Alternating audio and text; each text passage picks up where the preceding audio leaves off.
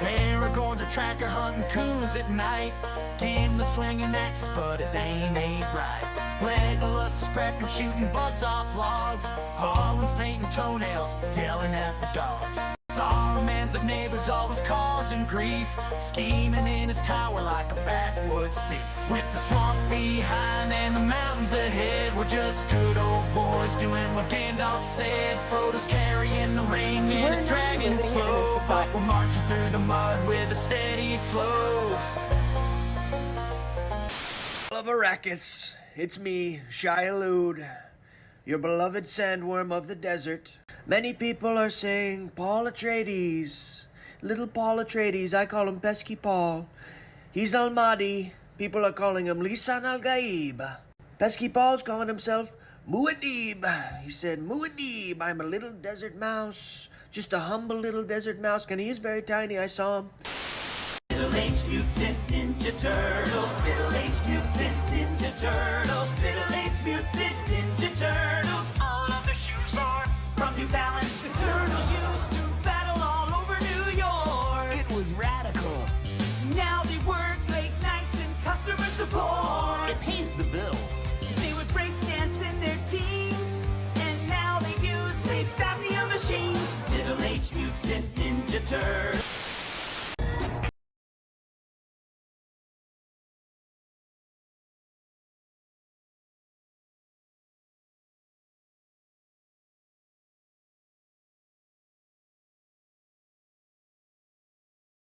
Colonel, this is Snake. I've made it to the insertion point. I stayed pretty warm due to that anti-freezing peptide that you gave to me, but I have to admit I was able to smuggle out my smokes in my stomach. You know, it wasn't fantastic, but I gotta have them ciggies. Psychic powers are cheating. I'm gonna plug my controller into port 2. Hind D.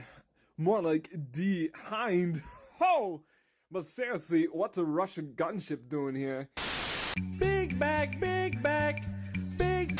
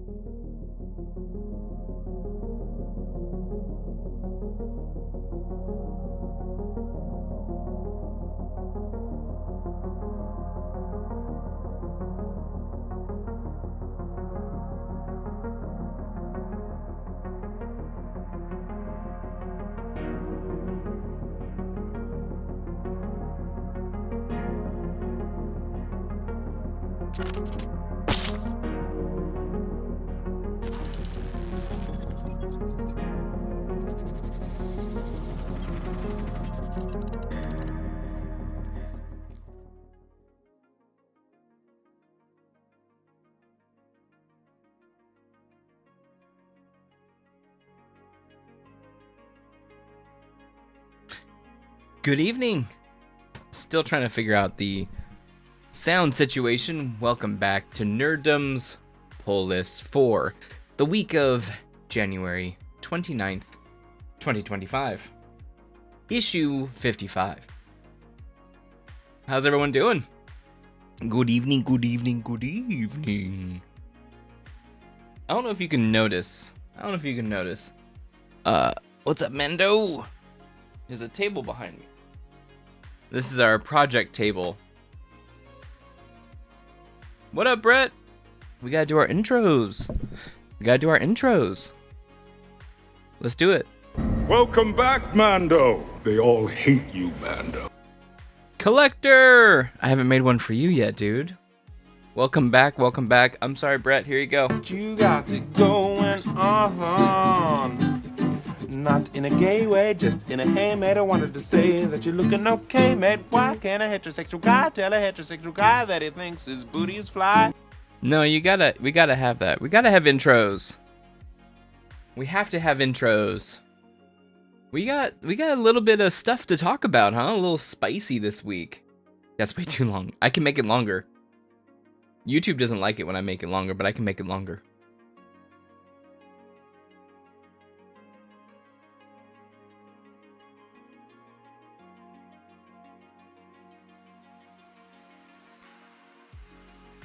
Just kidding. We can make it longer though. Is that a threat? Mando one is nice and snappy. I know. I need to recut that one where it just says, Brett, you got it going on. Kind of spicy week, huh? Spicy week. Some comments were made, and then immediately Marvel's like, put out the leader. Put out the picture of the leader. Put out the picture of the leader. Kind of spicy. We're going to talk about it. Also, some news from the stressful week for you. No, Lewis. We got to do Louis. Hey, Louie, Louie, don't bite me, bite me. Hey, Louie, Louie, don't bite me, bite me. See? Just like that. Nice and short. If we all hate you, Mando. Yeah, man. Stressful week. I hope it turns around, man. Hope it turns around. There's a hair flying in my room. But pretty crazy. Pretty crazy. I think we're gonna get into it tonight. We are definitely gonna get into it. What does Captain America really mean? You know what I mean? We're gonna get into it. A little spicy. And then of course we do have what's advertised on the thumbnail. We have this new fan film called Joker's Wild. I actually haven't watched it yet. I'm pretty sure the channel might get dinged for it, but we're gonna try to watch it because I love David Howard Thornton, who plays Art the Clown in Terrifier, and this is his third or second rendition version of the Joker, and this one's a brutal version of the Joker. So we're gonna be getting into that too. First, let's just talk really quick about my local comic shop. Unfortunately, they did not get their Marvel, their Boom, their IDW from Diamond. Diamond, as we talked about a couple weeks ago, is going through a little bit of a rough time right now. And so with that, my LCS, they're trying to get those copies of everything on my pull list, but yeah, basically Diamond didn't pay for the comics. That's what happened. Of course, once you go into bankruptcy, everything's really tight-knit, everything's really controlled and reorganizing, that kind of thing, but shoot, man. So I think they said that the Marvel stuff is going to be a week behind, so I'll just mention what is supposed to be pulled this week and what I was able to pull. But I am all caught up on the reading. I caught up on reading, that's why I haven't put out a new video in a while. I've been concentrating on catching up on reading, and let's look behind me. There's all the books. There are 3 stacks of books. I don't know if y'all can see it. There's 3 stacks of books. I read them all. We did it. It was a challenge. But we did it. So I kind of read a couple of the books tonight. My plan is to try to read the books every Wednesday when I get home. So that way nothing's fallen behind and then I have time to produce videos any other time. Heard the new Hasbro CEO has announced they're going to start making less toys and figures and they will make more games instead. Ugh. What kind of games have they been making? We're a little bit too far there. Hasbro games? Do they make Micro Machine games and stuff like kart racers?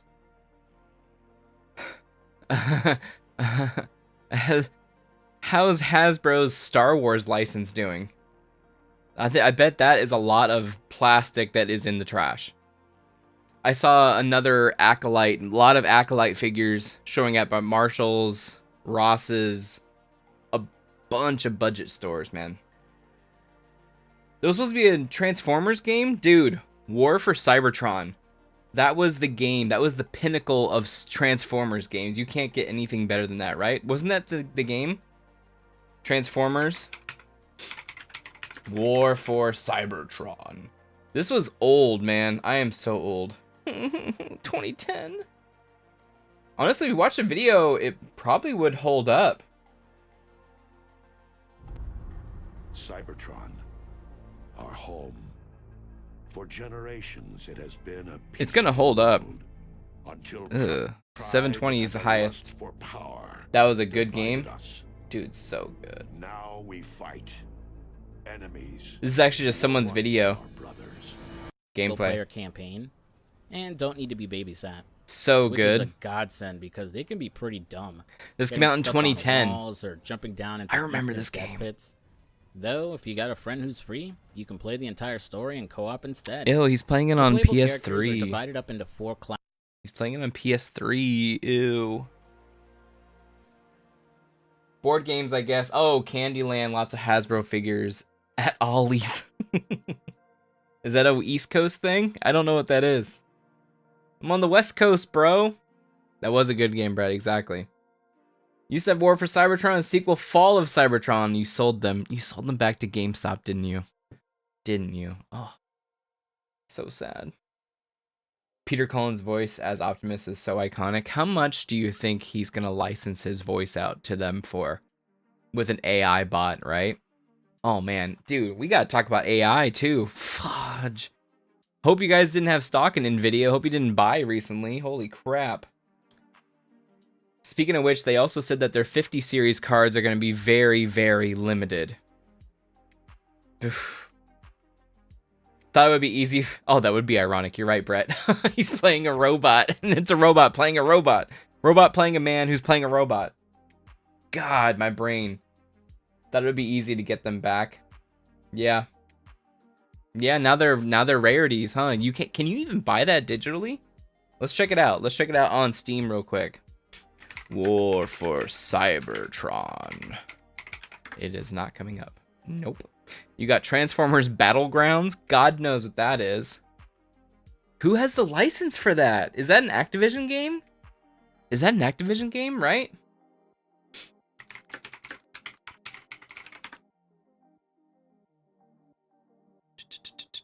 Ugh. Ugh. Ugh, brother. Ugh. Ugh. Color dark. Jeez. Hurts my brain cells. It was on Unreal 3. High Moon. Yep. Publishers was Activision. So that's interesting because does Microsoft then own the license to that? Or does the license of Transformers only last a certain amount of time? That's interesting. That's interesting. I bet there's a Candyland movie in production. Lewis, yeah. Oh, wasn't there? There was. I remember this a couple years ago. You sold them to a guy at a flea market? GameStop don't pay enough. We'll give you half an eaten Snickers for that War of Cybertron, man. You know?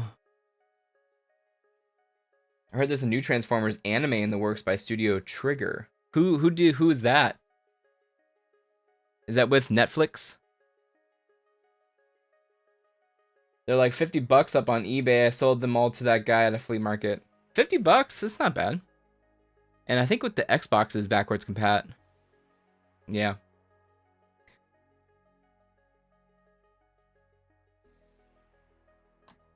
I didn't know what I'm doing here. Mwah. You're welcome. I don't know what I was doing.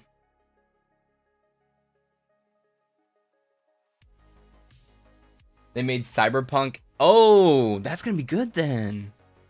That's gonna be good. Hey, how was the Witcher anime? Didn't that come out? Did that come out? That came out on Netflix, right? I don't know what I was doing there. I'm out of it, guys. I will tell you, I've been trying to hit the gym too since not making videos. It's a lot of work. It's a lot of work, but we're getting back on the horsey. What do you say we talk about this story? Did you guys see this story? What's that? Gurren? Ask the guy at GameStop to let me look. What's the Gurren Lagann? Oh, best mech anime. Okay. Ooh. I just got a GameStop and let me look a disc to see if it scratches. Once he said, give me a second. Now I get the scratch out. No shot he spat on the disc and wiped it off. No shot. That's a lie. Toppin Tangen Guren Lagan? I told him he could keep it. Yeah, I would too. Especially in these COVID times. Ooh, everything. Everything's wiped down at the gym too.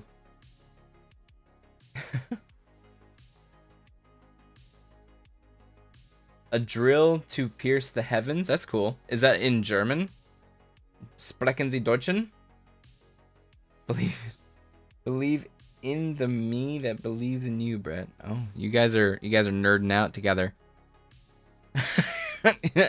If it's a good show, then I will put it on the list, okay? We're watching My Happy Marriage and Sokomato Days on Crunchyroll, and then also Solo Leveling. We're watching that weekly. Those are good. Great customer service. Yeah, he's willing to go above and beyond. He's willing to literally use his body fluids just like in Dune. Just for you. Super good robot mecha anime until the last 2 episodes. Well, don't tell me that. Look at I'm wearing an Eva shirt, dude. Talk about last 2 episodes. That's what we're all about. Okay, let's get into these comments. Let's get into these comments. Oh. Is this an actual... Hold on. A lot of different things, and I don't... Okay, this is on Instagram. I, for some reason, cannot find Eva's trash. I'm sick of pretending like it's not. You're in trouble. Stay after class, all right? Stay after class. Okay, so here is Anthony Mackie's comments at a screening, I think, in Europe for Captain America. I'm not sure, something like that. So let's check it out and see. I don't think the term, America should be one of those representations. Like, it's about a man who keeps his word, who has honor, dignity, and integrity.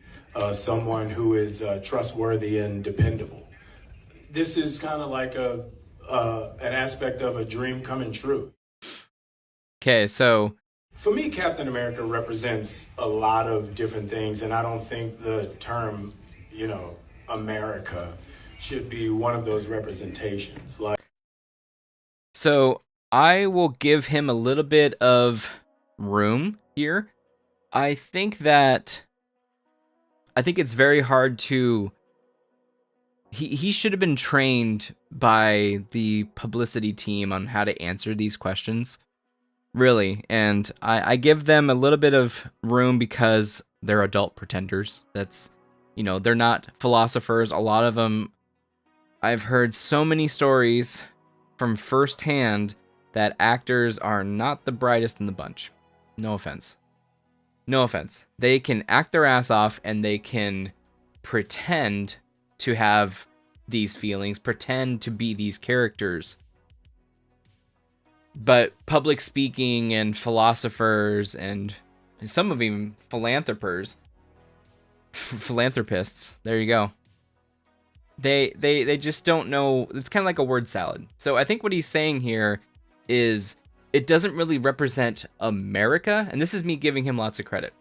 It doesn't represent like America, but it represents these values, And speaking of to myself, America's values should be the things that he mentioned, those morals. That's the stuff that he mentioned. And Captain America doesn't really represent America, not like Superman does in Dark Knight Returns. It's more so like he represents the values of America, and that's why he goes against Iron Man. He goes against the government in Civil War. He represents freedom. He represents democracy. And when that is threatened, or I should say republic, he represents the republic for democracy.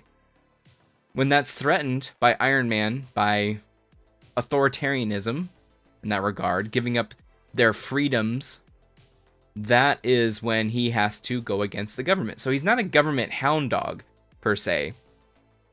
And that's what I think the difference is. I just don't think he worded it correctly. You know what I mean?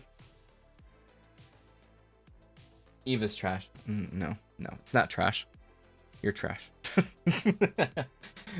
Glad you're streaming. I injured my back and can't walk? Dude, what the fudge? Take care, man. Take care. What up, Haven? How are you? Fudge. Welcome back, dude. How's the comic going? How's the Kickstarter? I don't think he said something that doesn't warrant controversy. What has he said that's controversial? I didn't hear anything controversial. I don't know if it's controversial either. Like I said, I think it's kind of what I said. He's saying something like it doesn't represent America, you know, but he represents these values of America. And wasn't it Mark Millar who had the A on his head? He's like, you think this A on my head stands for effing France? Doing good though, Haven. You don't have to believe in your government to believe in your country, I think. Me too. So that's the thing that that's what I'm trying to get across exactly, Lewis, is that the government, technically, if you think about it, we have a revolution every 2 years. They're called midterms. You can overthrow the government with your representative every 2 years. And I don't want to get too much into politics, but that's my view, is that you can dramatically change government every 2 years just by doing that. Your representative, which is supposed to be most consequential to you. That's why they're supposed to be in your district. They're supposed to be closest to you. So, yeah, it's revolutionary. It is. You can dramatically change the government every 2 years. The problem is the mechanics of that. No, the problem is the mechanics of that. Because you can vote in anybody you want. You can. The problem is the candidates that they put up. So theoretically, you could pivot the entire country legislatively every 2 years. It's been the land of the people. Steve Rogers tore the star off his chest. I think Mackie has a very good read on the character. Doing well. Hope everyone's well. We launched Saturday. Guys, I hope you have your notifications set up for Haven Comics. We're launching Saturday. Congrats, dude. I hope you're stoked. Yes, electoral politics is revolutionary. Like I said, it's every 2 years. It's not a miss. I mean, it can be a miss if you want to. You have one of two choices? Do you? Do you? You like US agent better? I mean, he gets the job done, right? I may be his only fan, but I don't care. Oh, you're his only fan? Theoretically, how about materially, like in real life? Well, materially, like in real life... Yeah, Nancy Pelosi's been in office for a long time. A lot of these cats, dude. A lot of these cats have been in office. Oh my god. I don't mind term limits. I'll just say that. I don't mind term limits. I think that would be a good idea because it would get these people out of office and it would not... They need to be servants again, man. They need to be public servants. You're supposed to be serving your country. You're supposed to be doing stuff for your people. That's it. Actually, in reality, have two choices. You may. Representatively, you may only have two choices. And yeah, the party issue. The parties are the issue. How do they get money? That kind of thing.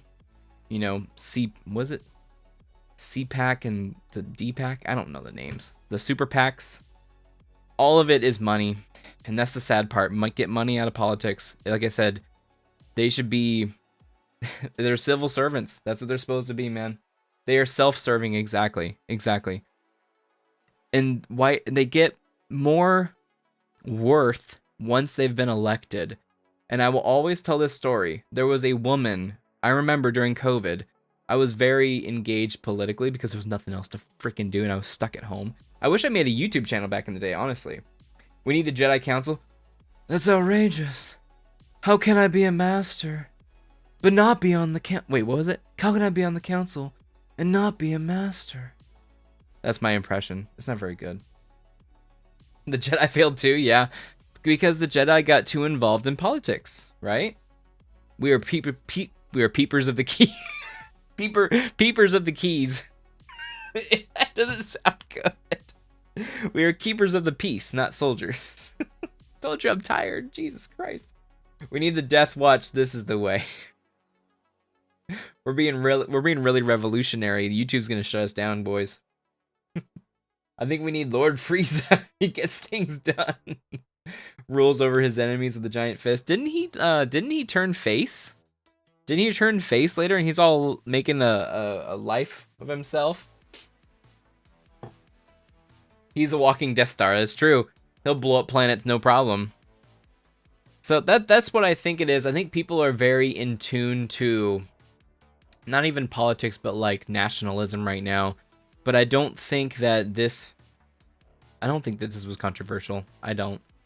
I'm good. Like I said, I think he just worded it weird. If he said what I said about how he represents the idealism, right? He represents the idealism of what America is supposed to be. And I think that's even more beautiful than just representing the government, you know? That can be US agent or whomever, you know, is a person of the government. So, where are the comments that he made after?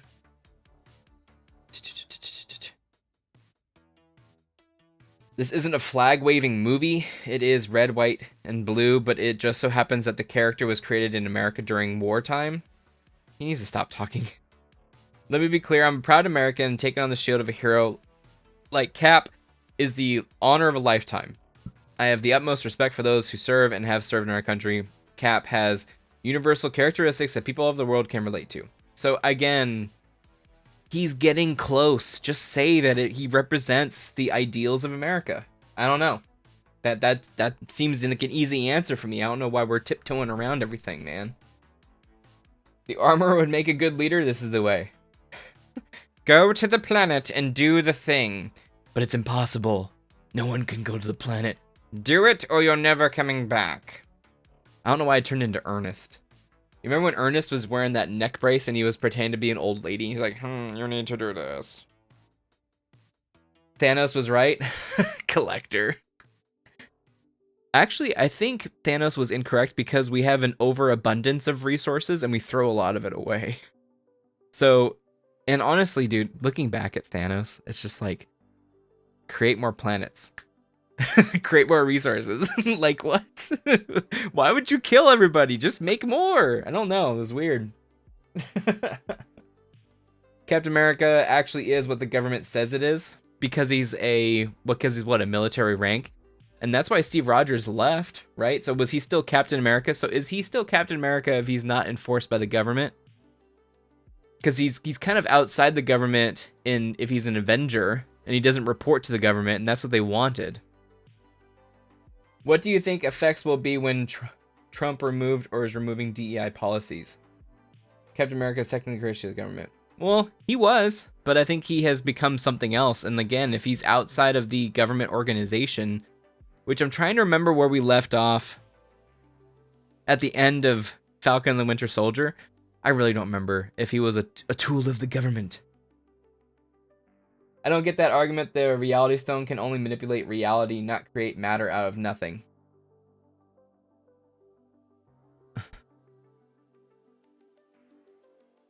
If you create matter, isn't that in reality? If you can delete people, can't you create people?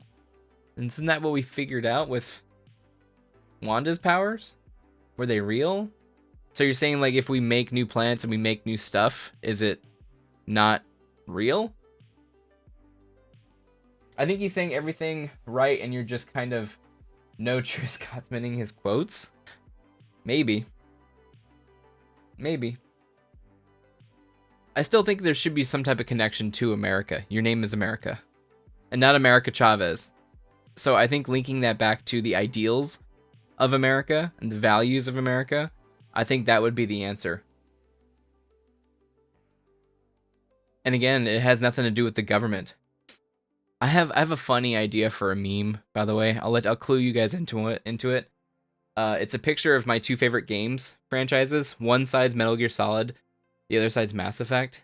And it says, like, my political views were shaped by two games. Beware of the military-industrial complex. and blue aliens are hot. I thought it was a funny joke.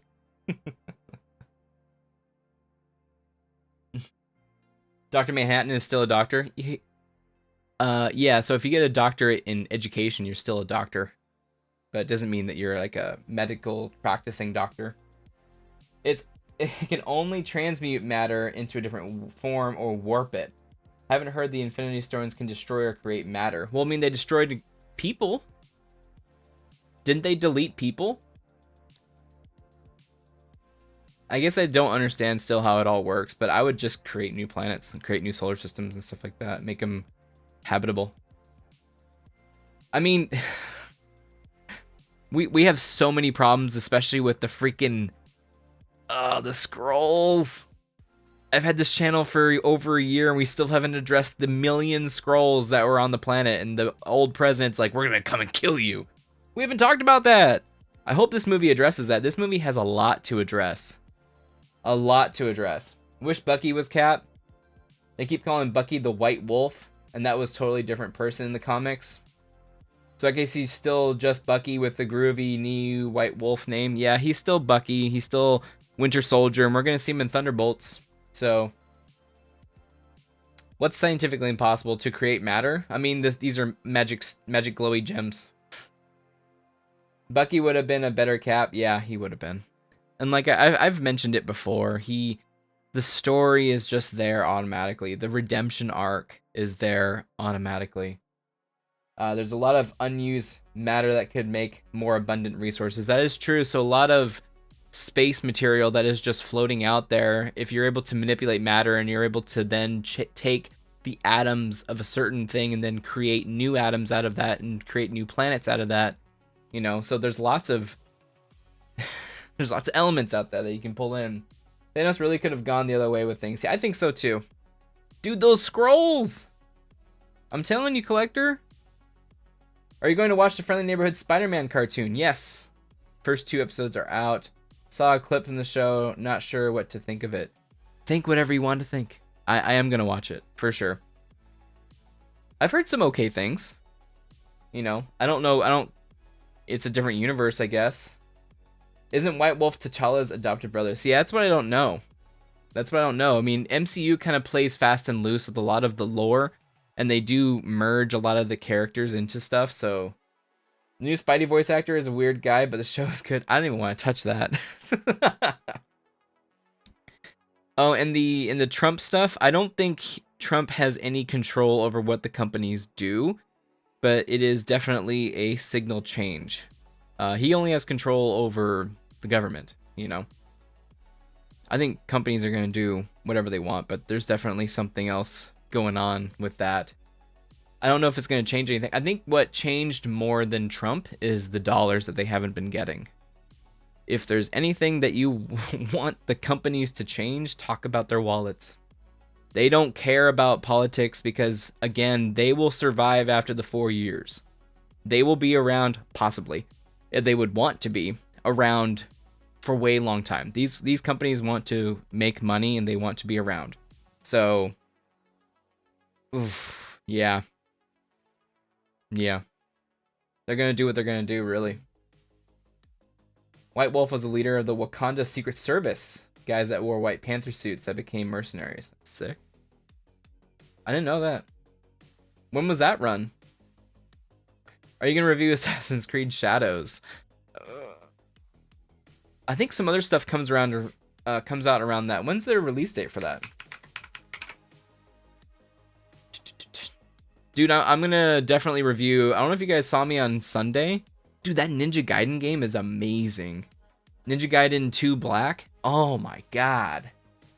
March 20th, huh? I feel like we have some games that come out the same exact time as that. March 20th. That sounds familiar. That's very close to WonderCon, too. Dude, I can pre-install Doom Dark Ages. Just release it. Just release it now. Give me the game.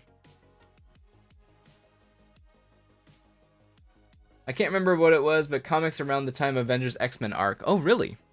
So that's right when I was getting comics, but I wasn't reading Black Panther. I wasn't reading Black Panther at the time. So that was like 2013, 2012.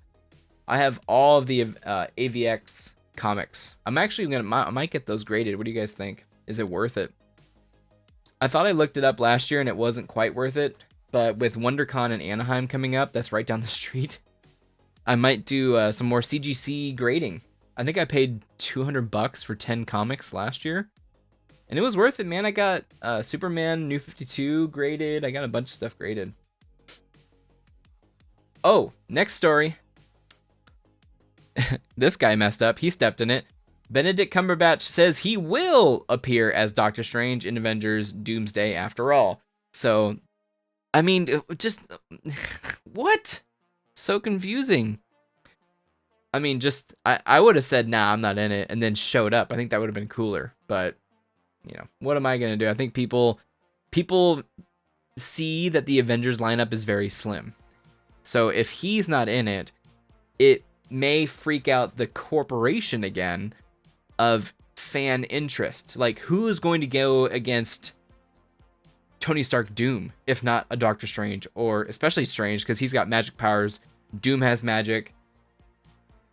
That's the kind of realm that we're in now. You got Thor who's doing God knows what. So I think that the Avengers lineup is very slim and they have a lot of work to do before this next year. Do you guys think Fantastic Four was an easy way to get 4 members on the good team? It was an easy way to get 4 people because their lineup is so slim. There's going to be so many characters to balance for a possible 2 or 3 hour movie. It's going to be wild. We got Doomsday, then we got Secret Wars, right? Fudge. I cannot believe that's next year. Do you think that's actually going to go through, or do you think we're going to see Krang? Krang. I am Krang. Do you think we're going to see Kang? Oh my god. I find all this meta gaming and casting discussions to be a bit draining now. I used to love it, but I just prefer dealing with art as it is and in the moment. Yeah, just that's what I'm saying. Like, just drop it in my lap. Just drop it in my lap. Let's go. As long as Tom Holland wears the black symbiote suit in Secret Wars and looks like it's supposed to, I will be happy. Imagine him wearing the black suit for a movie or 2. Like, he gets it in Secret Wars, and then he wears it through an entire movie, and then we do the Venom arc. Because in the comics, he had it for a long time. He had it for a long time, dude. And that's what was so crazy about it, versus like 15 minutes with it, and then all of a sudden he's getting it ripped off in the bell tower. Like, that's completely different than the comics, and you need time. That's one thing that a lot of these movie companies don't do, is time with the characters, time with everything. I think they think that the time in between movies is enough, but there's no time with the characters that we even have to build the anticipation for the next project. You know what I mean? Some actors left their roles too. Yeah, Brie Larson. She did? No, she didn't. No way. I think she was just like, I don't know. Does anybody want another movie with me? I don't know. Does anybody want that? I don't know. And then the guy like, don't be so modest. And she's like, I don't know. That dude's voice is very busted. Tom Holland is going to be in a new Christopher Nolan movie. Yes, The Odyssey. The Odyssey. Do you guys see the appeal of Tom Holland? I don't. I think Uncharted failed. I don't see him as a leading dude, unfortunately. He might be a great dude. He might be a great cat, but I don't see him as a leading man. Sorry. Probably because he still looks super duper young to me. I wonder if you'll hear Tom Hardy's voice as Venom, or Venom's voice will sound like evil Peter Parker. That's a nice coat. Did your boyfriend make you that, or what he said? They will throw money at her if they need her. Yeah. Oh my god. Remember how they tried to set up Captain Marvel for Endgame, and she was in the beginning, and then she just shows up at the end? God. Tom Holland is good as Peter Parker, and that's it. Yeah. Yes, I agree. He's a good Peter Parker. Poor choice for Nathan Drake. Yeah, man. Even a young Nathan Drake, he's just always gonna be young. I don't think he's a great as Spider. What? You don't think he's a great Spider-Man? Is he too short? Is he too what you don't think he's sarcastic enough? Again, I still feel like we don't have a lot of time with him. We need to see the Peter Parker in the city with all that stuff, with college life, with, you know, all that. I think we're missing a lot of the things that made Peter Parker interesting was that he was just a normal kid, a normal high school kid with these superpowers, right?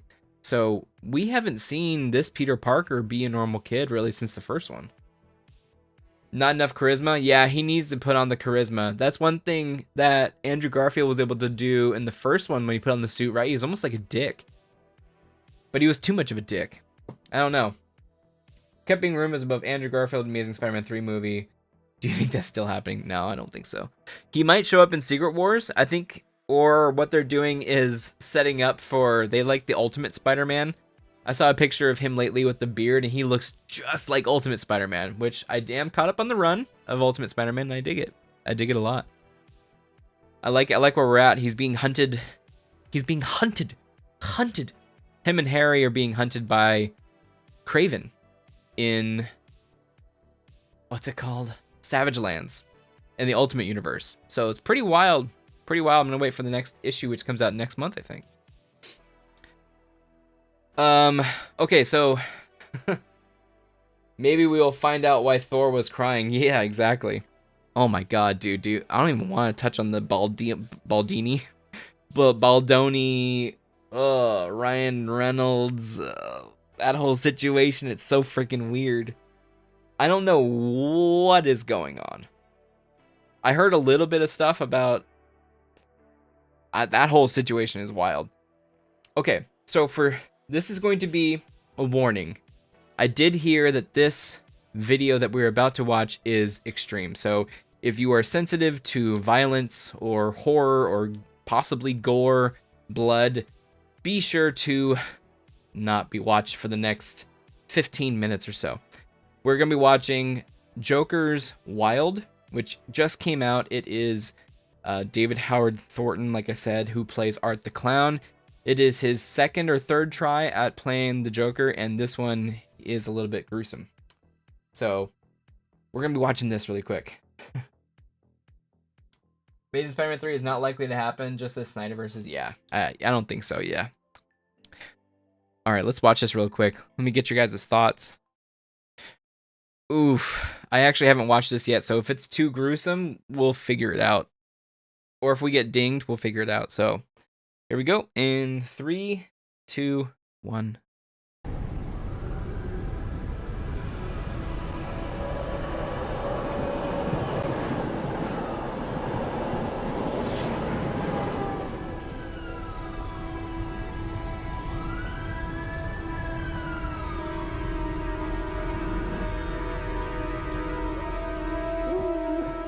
I don't know if I should be pausing it or not.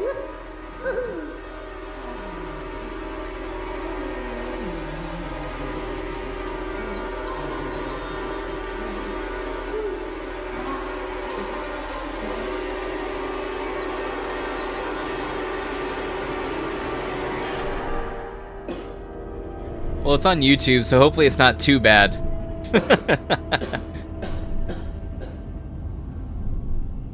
Let's make sure we're on a good quality. We're at 1080. Let's go to 2K a little bit.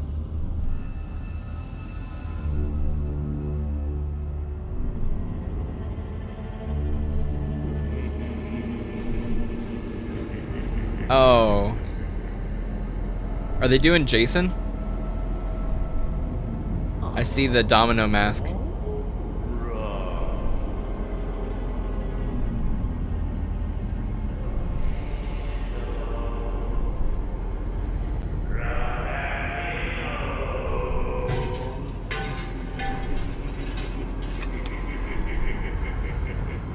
Death of the family, yeah, exactly. I think that's what they're playing on.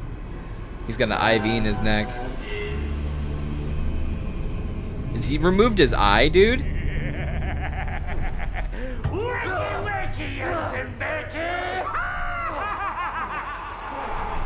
Or has he drugged him?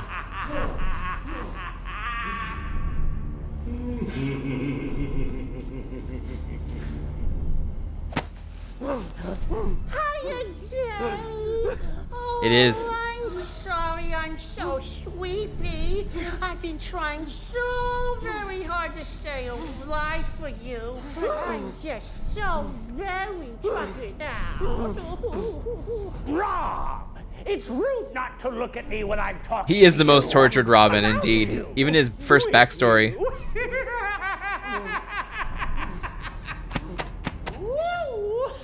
do you guys think about the design? Whoa! What do you guys think about the design of this Joker? Jay Leno? It is Jay Leno! Oh my god. The hairpiece? Yeah. I thought it was very close to his Art the Clown. It's almost like they're reusing the Art the Clown a little bit. It is, I mean, it's a fan film. I'm not going to grade it too freaking hard. So far, the lighting looks good. The vibes are there. And I'm mostly taking this as like a spec film, you know? So I'm digging it. Kind of like it looks like a nightmarish cartoon. It's true. I get that. Okay. No, you're right. So it is bringing straight out of the off the panels. Good blend of Hamill and Nicholson with the dash of Leto. I was gonna say Jay Leno, like Mando said. Hey, you know you gotta do what you gotta do. Okay. Or what was that other one? I'll think about it. Look at you. I beat you so senseless. You seem stars. I get the Hamill laugh. Hey, bud. Ooh, you're not looking so good. You see what I'm seeing? Your totes my goats agree. Yeah. But unfortunately, I don't have any mirrors for obvious reasons. So, Conan O'Brien's laugh.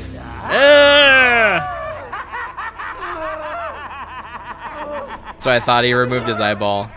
Shit. I ain't got nobody. Hey, bud boy, we're finally seeing eye to eye. Oh. Well, Definitely that a was Hamill. disappointing and more than a little sad. Ugh. You know, you and I have never really met until now. And you know, I am just feeling Joker's elemental evil. Yeah, the eyeball. You know, I feel Elemental that evil? I can Yes. share a little bit of me with you.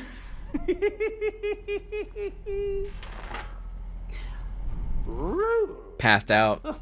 Kids today, no respect, I tell you what. Mm.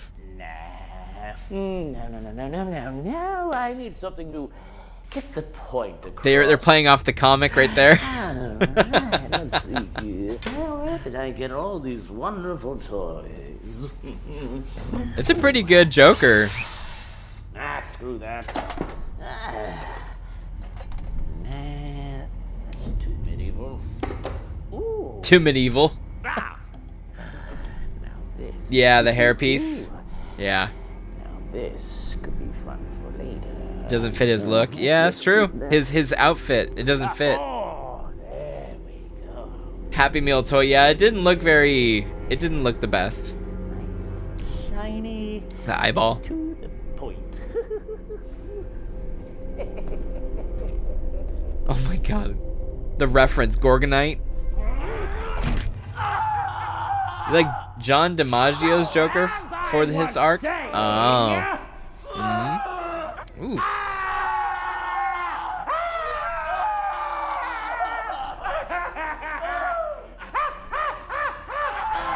This isn't bad acted or conceived. No, not at all. Louise, what is it with you people? Not at all. I'm digging You it. know what we need? Some happy little tunes to help me with my work. This is really a trial hit saying that he should be the Joker, huh? Dude, he should be the Joker. Just like the didn't we get a Mortal Kombat because of the Mortal Kombat YouTube video? The idea that Batman wouldn't find Robin is really silly though. World's greatest detective except for the plot needs him not to be. Yeah. Or they distract him with something else. Please be non-copyright music. They do that sometimes, like they have to write them to put them into a certain situation, like Civil War, for instance. Thanks. No light in the sky. Oh god, I'm not looking forward to MK sequel. You hated the first one? No! I liked it. This is where Christian Bale comes in and screams, "Where's Rachel?" Looks like the dark night of vengeance isn't coming for you, Rob. And that's gotta sting. But maybe, being pals with someone who is so into revenge wasn't a good call.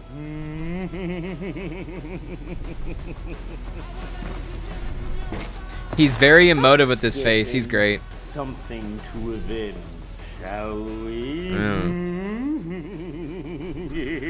Where's the trigger? You wouldn't give it to an ordinary citizen. Was there someone in the dark? I need to loosen up that little tongue of yours, huh? No, God. Down, bad boy. Ah!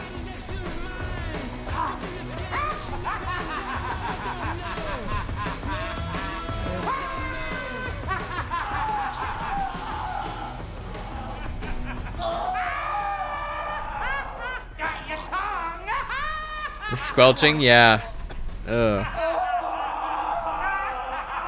This is hostile. Tell me who you and Batsy really are, because I may not be a doctor clearly. He can't talk now. I make house calls.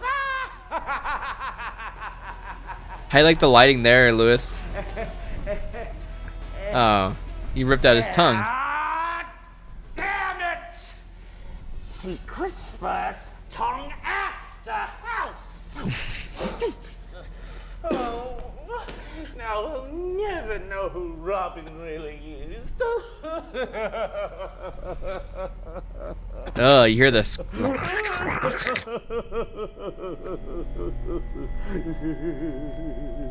You like the lighting? Me too. He didn't care. He didn't care about who. He never cares who the Batman is, huh? Hidden Ace and J on Tay. Ace and J. Secret is safe with me.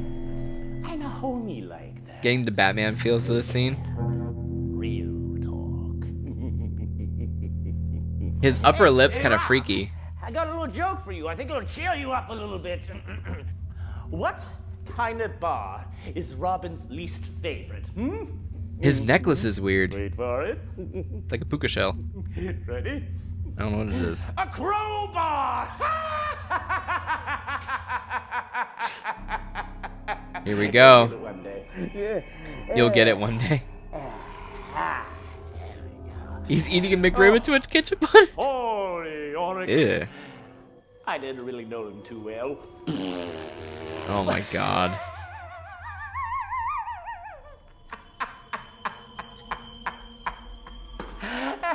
I'm here all week, folks. Not sure if I like the jacket. Yeah, too punk. Ooh. Here we go. Ooh, looks like some of that vengeance everybody's talking about finally decided to come by and say hi.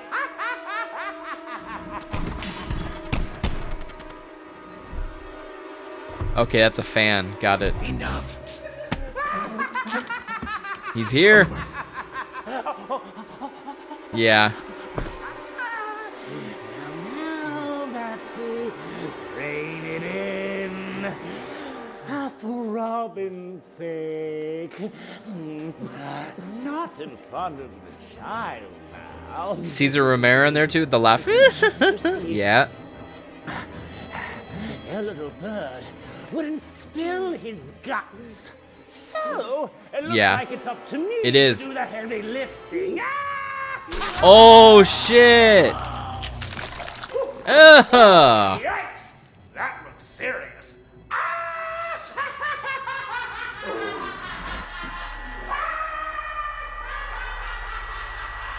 Yeah. It's familiar, but it's not.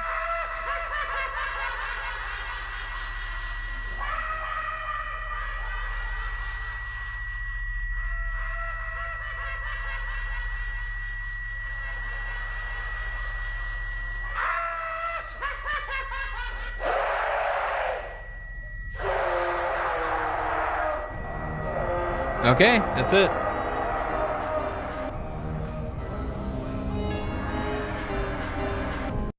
Okay, so, oof. That was heavy. That was heavy. You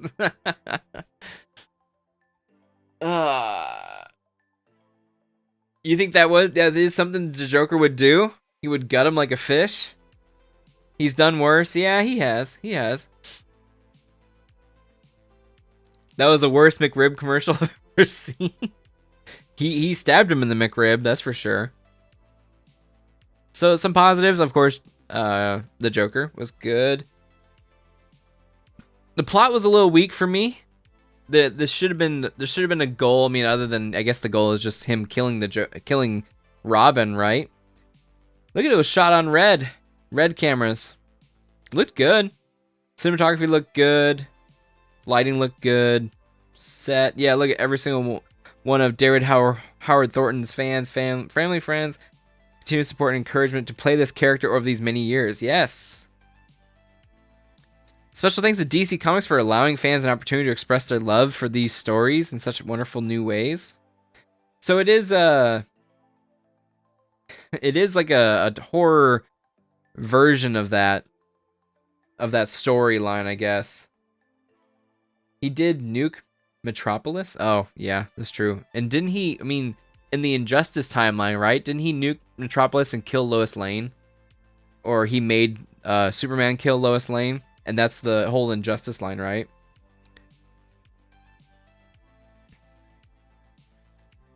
It's dedicated to the firefighters. Nice. Yeah. Oh my God. I wish we could talk about this. Did you guys see the? Well, let's talk about this first. So, again, good Joker. I think the story may have been a little weak. I wish there was a different way to do that, though. I don't know if the whole goal was just to kill him. You know, I guess they did it in a certain way, but maybe if I don't know. I just feel like that was a little weak. But everyone's performances were good. The screaming was good. I felt the pain. Ugh, it was gross. Have you seen Batman vs. Predator? Old fan film. It's short but cool. I did. That was a long time ago, huh? That was a long time ago. How do you guys feel about David Howard Thornton playing DCU Joker? Because, like I said, this is probably the most prosthetic-filled version he has done with the Joker.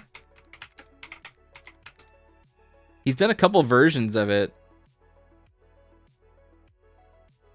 This was 13 years ago, man. Monologue from The Killing Joke performed by David Thornton. Oh my God. So this was 13 years ago. Here we go. He's been playing this character for so freaking long. 13 years ago. Oh! Is this thing even on? Testing 1, 2, 3. Syphilis. Syphilis. Give him the job, huh? Hear me now.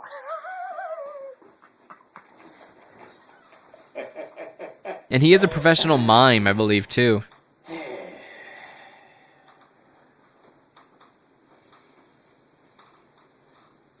So, I see you received the free ticket I sent you. I think he really embodies the classic Joker. I think so, too.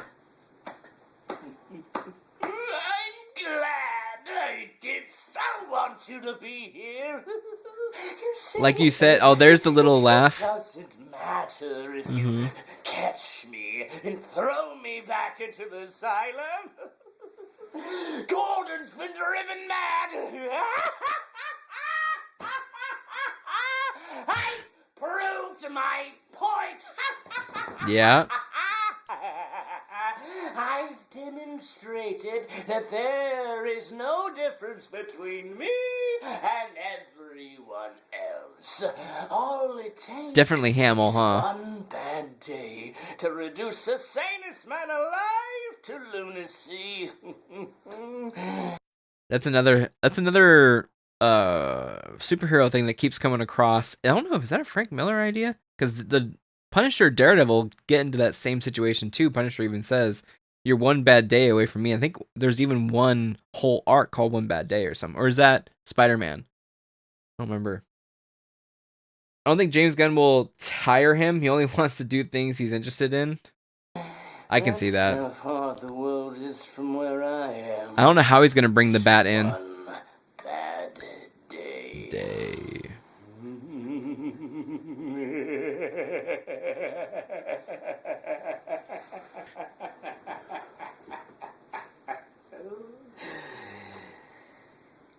You had a bad day once, am I right? I know I am.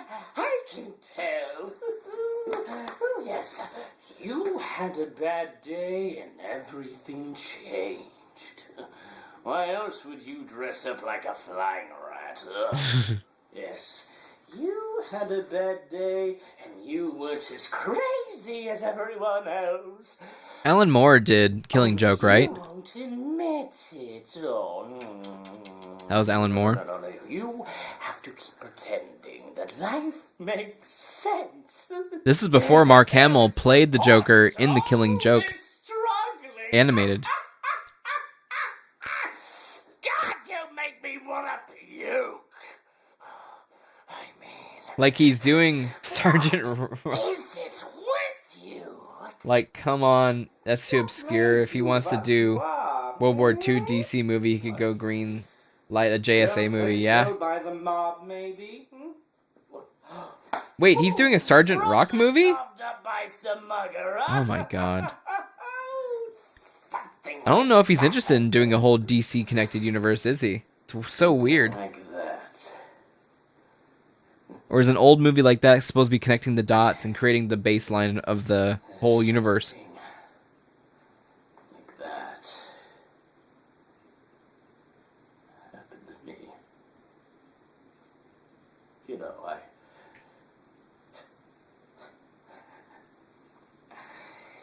I simply can't remember exactly what it was.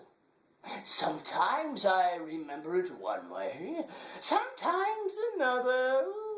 Cut my finger, I didn't know. If I'm going to have a past, I prefer it to be multiple choice. Multiple choice.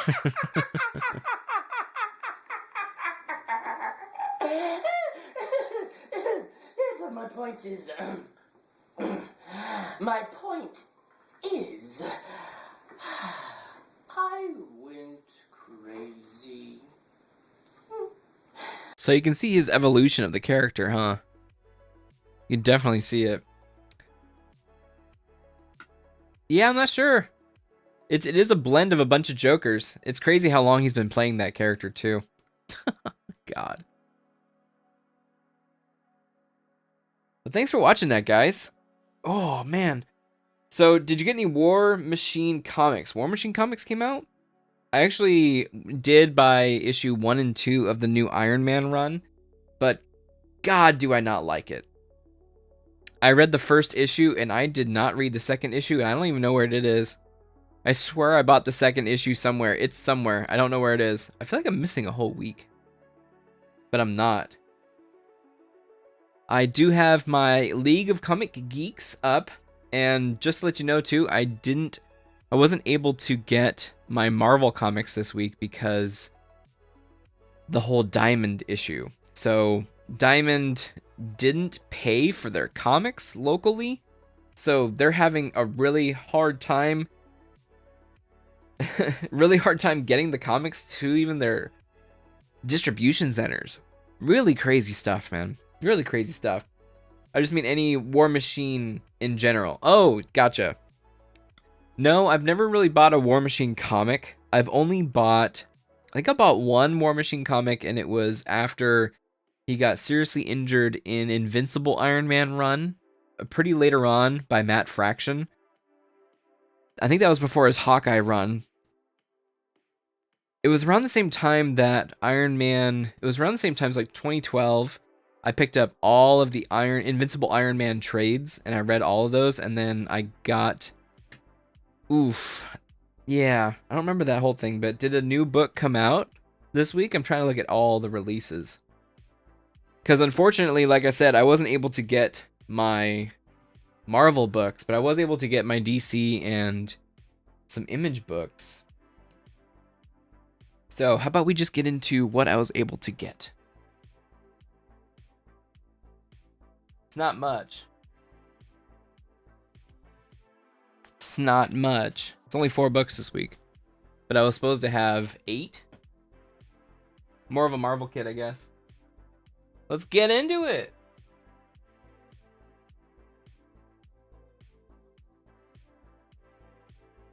One of my books was back there, sorry. I was actually reading. Ooh, don't want to do that. Remember one time I accidentally hit the spacebar on the streaming PC and then turned everything off?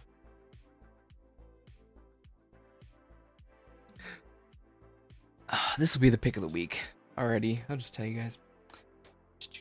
Okay, so the stuff that we were able to get this week. I'm actually all caught up on Redcoat, Ghost Machine. So we already got through the arc with him and Einstein.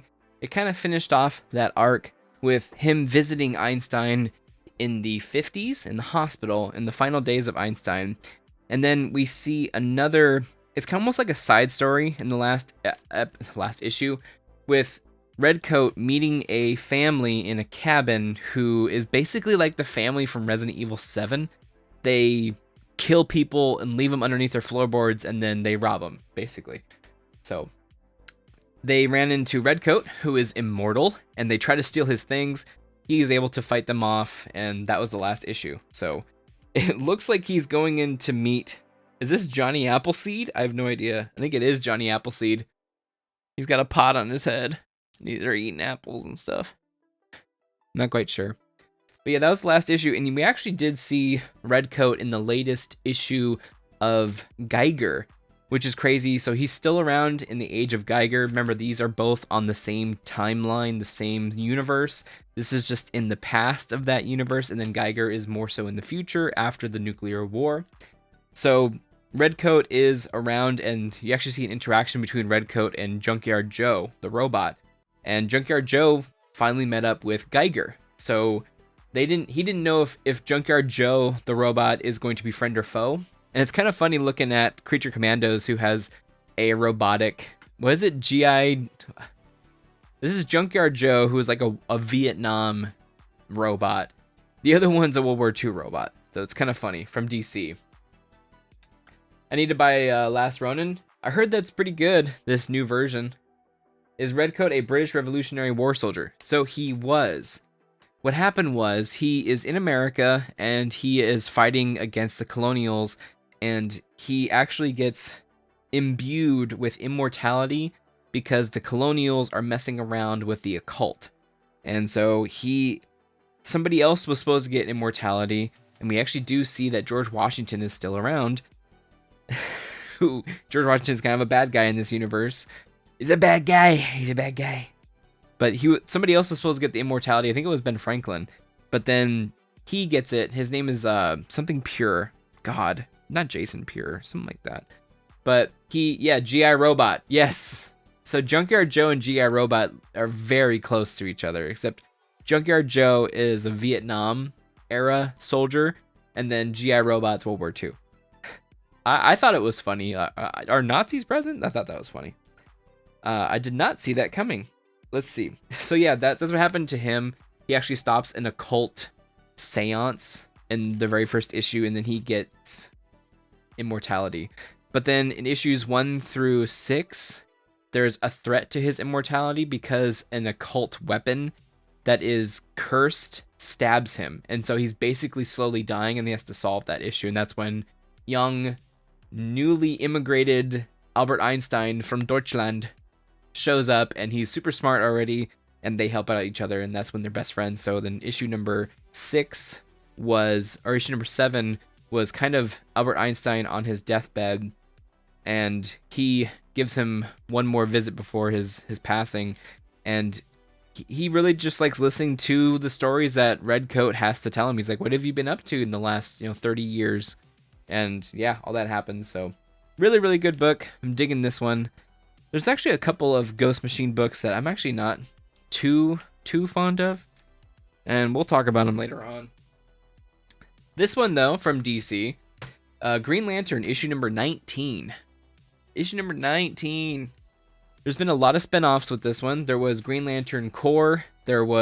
I just read Green Lantern Fractured Spectrum, which is talking about the events that have happened with the Green Lantern Corps, with absolute power. Basically, all of the lantern batteries are basically destroyed. So what's going on is the color spectrum, the emotional spectrum is going hog wild. Everyone's freaking out. Carol's ex-fiance basically got imbued by sorrow. So he is now the like gray ring, and he is just Sorrow. So think of Sorrow from Metal Gear. That's all I think of when I see him.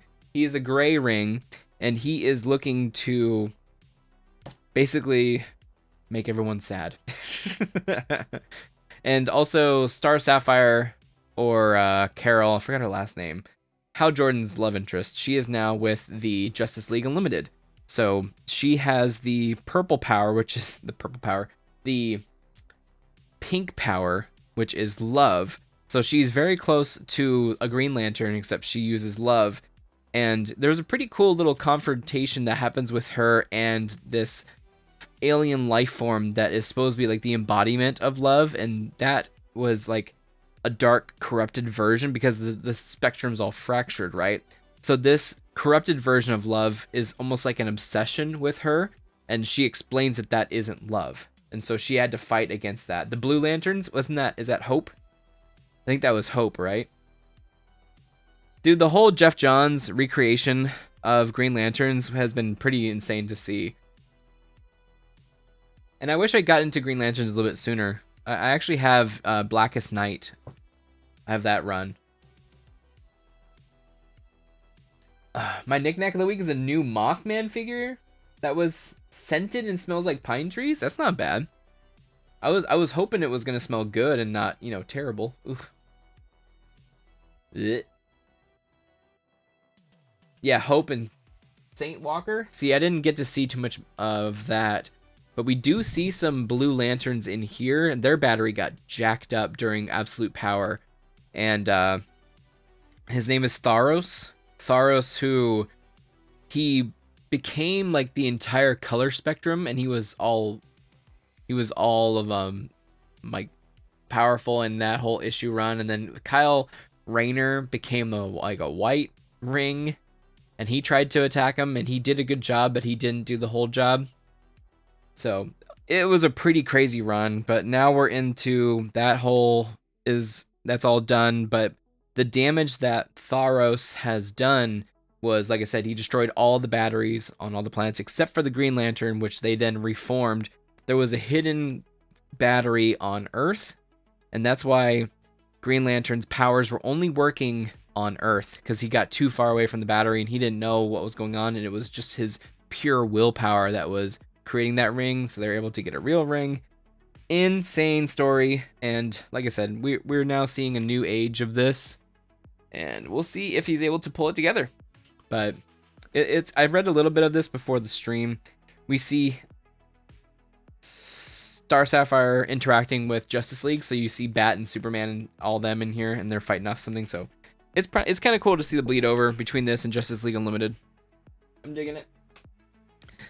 This is actually the one from Ghost Machine that I'm not digging too much. I'm gonna have to check this one out. This is issue 3 of Hornsby and Halo. So Hornsby and Halo are two teenage kids who are basically the split halves of course, the heavens and the hells. And they are kind of like superpower representations of that. And I forgot what their whole purpose was, but they just found out in issue 1 that they are these beings. And so they come out when they need to.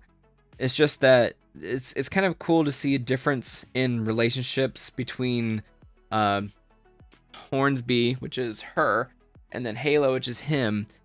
Halo's whole situation is really dark and dreary. His parents are morticians or mortuary people or funeral home people. So they kind of stop a whole grave robbery that was happening. And then her life is actually quite cheery. So it's an okay book so far. I'm okay with it, but it's probably on the lower list of my Ghost Machine, and this is Peter Tomasi, another Peter. God, why are there so many Peters? Peter Snejberg, and John Callis and Rob Lee. Rob Lee is on like all this stuff, so hopefully he's getting paid. So, which Green Lantern is your favorite? I grew up with John Stewart from Justice League, but John Stewart's kind of like boring. He's not boring. He's like I don't know, he's kind of very plain Jane, his imagination is very boring. I don't know. I like how straight-laced he is. He's like a cop. He's like the straight-laced cop, and Hal is supposed to be, he's a little bit more goofy.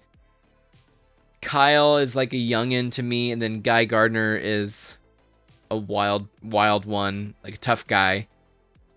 But in this book, he actually was very smart. He actually was very studious, and actually everybody was really shocked at that. I think that was in Fractured Spectrum. You like Kyle Rayner? He is in a lot of Justice League runs that I read with Grant Morrison. So he was one of my first Green Lanterns with that I was actually reading. So he's pretty solid too. I don't know, it's a hard question. Then we got, of course, there's so many. What's her name? Sojourner? I think she's a new one. She's a little bit different too. And then of course you have Alan. He's probably my least. He's not bad. I'm reading JSA by Jeff Lemire. I'm digging the run. There was a pretty big issue that just happened with issue number 3. They're kind of split up right now, the JSA. And Kid Dr. Fate. He's really stepping up. So it's kind of cool to see that. Jessica Cruz, yeah, she's actually in charge of the Green Lantern Corps right now in this book. And she's basically the head honcho of the Corps. Everything is back on Oa, but what are they called? The Guardians, they are not in charge. The Guardians are kind of there to provide guidance, but they're not in charge of the Green Lanterns anymore. Kilowog, yes. So Kilowog, that was a crazy story because I didn't read Green Lantern until recently, and I guess apparently they all thought he was dead. And during this whole crossover event, he came back, but since the emotional spectrum is all over the place, he actually came back as a Yellow Lantern, and the fear took a hold of him, and he was actually fighting against the Green Lanterns as a Yellow Lantern. They were able to balance it out, and he was able to knock himself out of it. But pretty cool to see Kilowog come back. Sinestro is a Green Lantern. If there's anybody who is not a pragmatist, but he's very pragmatic, right? Sinestro. He actually is a red. I keep wanting to say Red Ranger, Yellow Ranger. It's not right. He's actually a Red Lantern right now. So again, he's not using fear. He's just using straight fury. And that was a really cool part of the earlier run, was seeing Sinestro use the red and just straight, yeah. Is it anger or hate or death? No, death is black. Fear is yellow. It's all that stuff, right? Sinestro is like Anakin Skywalker when he's a Green Lantern. Oh, is he? He's super duper powerful. But I don't get to be a master. There you go. There's my impersonation. And finally, I only have one more in my hands, but we'll talk about everything else. But this is the pick of the week. I was actually able to read this when I got home, in between drinking my pre-workout. But this is a one-shot from Adam Glass and Bernard Chang and Dave Sharp. This is from Image and Ninth Circle, and this is called Blood Train. This is a magazine size $7.99 book. It's kind of like a mixture of, I was gonna say Bullet Train, but it's not really. It doesn't have that. It's not very sharply written. It's very kind of run to the numbers, but it's a very cool enemy that they have in here. It's a vampire zombie. It's like a vampire zombie mix, sort of. So, but it looks kind of like an elemental being. But it all starts by, it's kind of like Resident Evil. So someone's injected with this virus and they don't know what it is. And there's a whole event that happens. Pretty cool. pretty cool. The characters are all right. I didn't really get attached to any of them, but it was a pretty action-packed book. And for $7.99, like I said, it doesn't really break any rules. The art is fantastic. So Bernard Chang, art was fantastic. I just think the writing maybe needed a little bit something extra. It just seemed very, very run of the numbers, but still pick of the week. I'm liking it a lot. It's a one-shot too, so it's a one and done. That's basically it. It kind of starts. The book starts and then it goes back in time and then it catches up to where you were. So pretty cool. Pretty cool. I like that one. Hatred and Rage is red. Yes. Yes. Gotta go bite. No worries. See you later, Mando. Have a good one, dude. Yeah, me too. I like one and done. You know, I really like Distillery. Distillery is another publication that they do about 3 books and then they're done. So I like the 3-book run too. And I like the format. The magazine format is really nice. See you later, Mando. Thanks for hanging out, man. See you later. Have a great rest of your week. Hump day, huh? Hump day. But let me see if I can show you guys the inside just a little bit. There was a little bit of stuff that I cannot show on YouTube. But I just want to show the art. I just think it was really good. There was a couple of confusing shots in here. And it's like a really weird reptilian version of a vampire zombie mixture thing. Yeah, that's the part I can't show. But otherwise, it's really, really good. And people get jacked up, man. He's not afraid to show you some characters and then just have them annihilated. You know what I mean? Here's one part. They thought they were safe. They thought they were safe, and he's like... But another cool thing about the magazine size is the splash pages.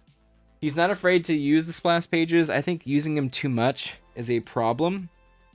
But using them to emphasize the action, I think it is beneficial to that.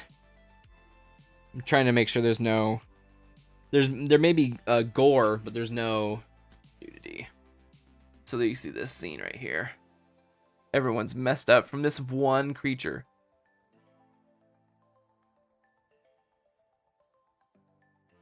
But I'm glad they were able to get this made. Like I said, the characters are alright. Some of it is a little bit stereotypical, but at the same time, I'm kind of glad that they do have a little bit of through roundness. They're well rounded. There you go. So that's Blood Train, and that's the pick of the week. Now, stuff that I wasn't able to pick up, unfortunately. Hopefully, we'll be back next week. So, actually, I was able to read Dick Tracy. Dick Tracy came in last week. I am really digging this run of Dick Tracy. I think it's awesome. So, it's kind of retreading the same stuff as before. It's possible that the bad guy is a cop, that kind of thing, but this is called, I think he's called Blank, the Blank, and he's killing people, but bad people. So yeah, that was pretty good. We got Moon Knight Fist of Khonshu, issue number 4, digging this one as well. All caught up. So there is a new drug on the town, and they actually framed the Midnight Mission that Moon Knight, of course, founded. And this new person who is working for this drug kingpin dude, she actually has magical powers, and she was able to kill the Midnight Mission. Now, the Midnight Mission is kind of like an alive, haunted house. The moon haunts you. It's a haunted house, and so it is alive. And so they're inside the mission at one point, and then it just goes away. And Moon Knight can tell that the mission has been killed.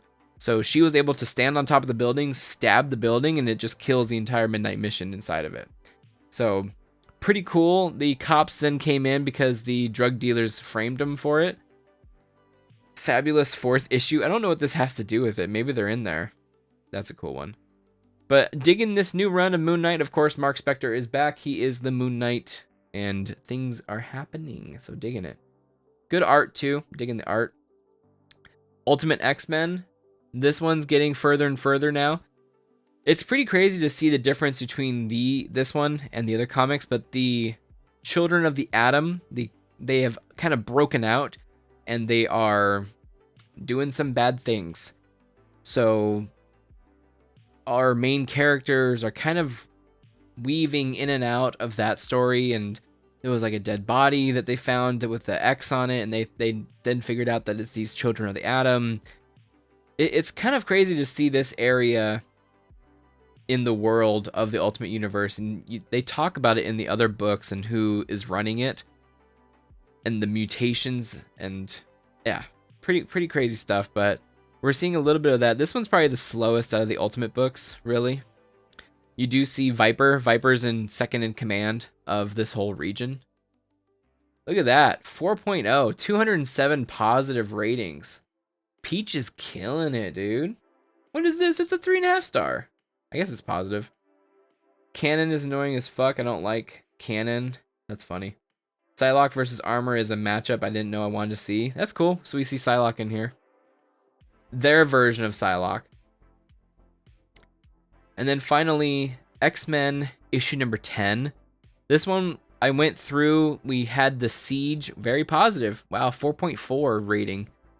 They had the whole siege of the X Mansion, which is now occupied by, I forgot her name. There it is, Grey Malkin. So after that happened, it was our Uncanny X-Men team and this X-Men team, and they actually did butt heads a lot. So Rogue, Wolverine, Gambit, Nightcrawler, and the new kids on the block with the Uncanny actually got into it with Magic, Juggernaut, Cyclops, Psylocke, what's her name? Temper. Excuse me, I'm gonna sneeze.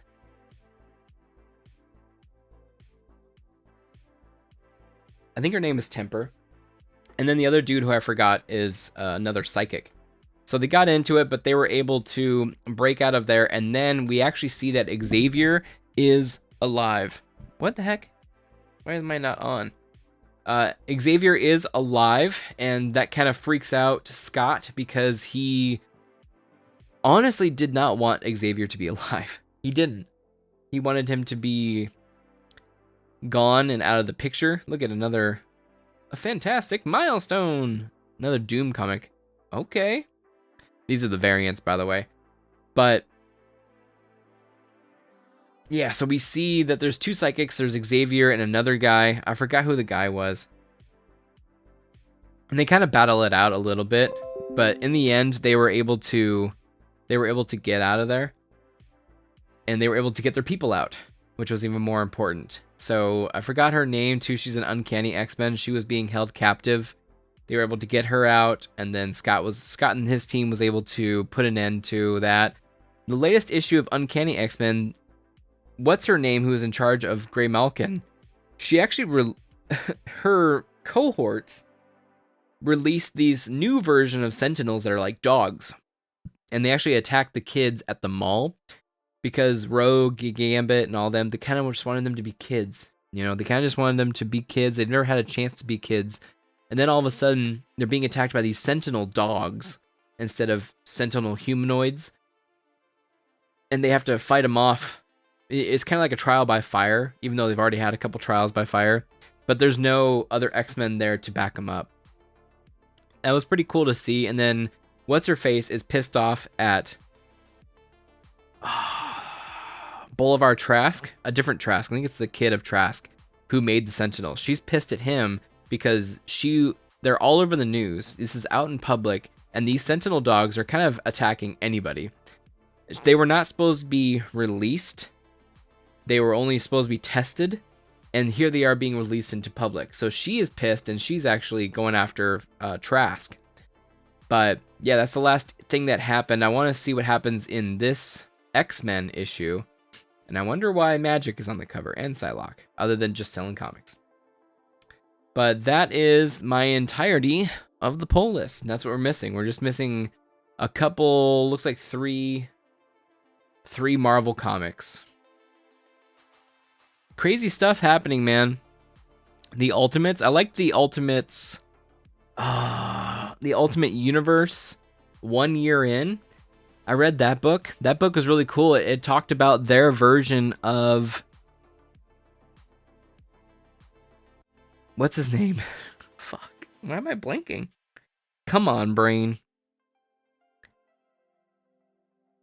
Fury. Their version of Fury. Ultimate Universe's version of Fury.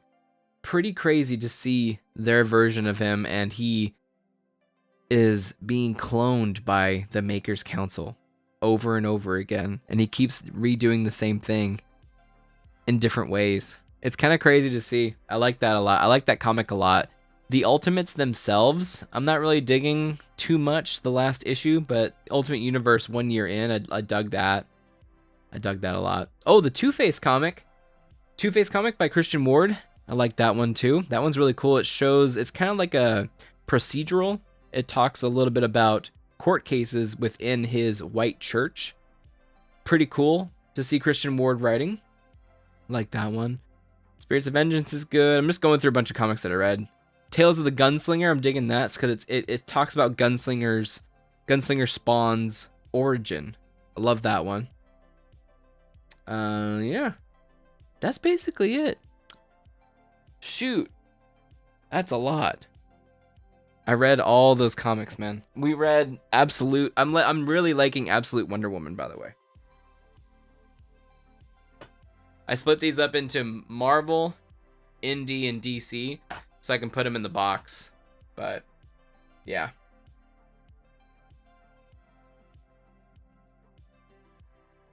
A lot of stuff. A lot of stuff. What is the knick-knack gonna be, dude? Fudge. I don't know if I have a knick-knack, guys. Oh, yeah, I do. I have a knick-knack. You guys ready?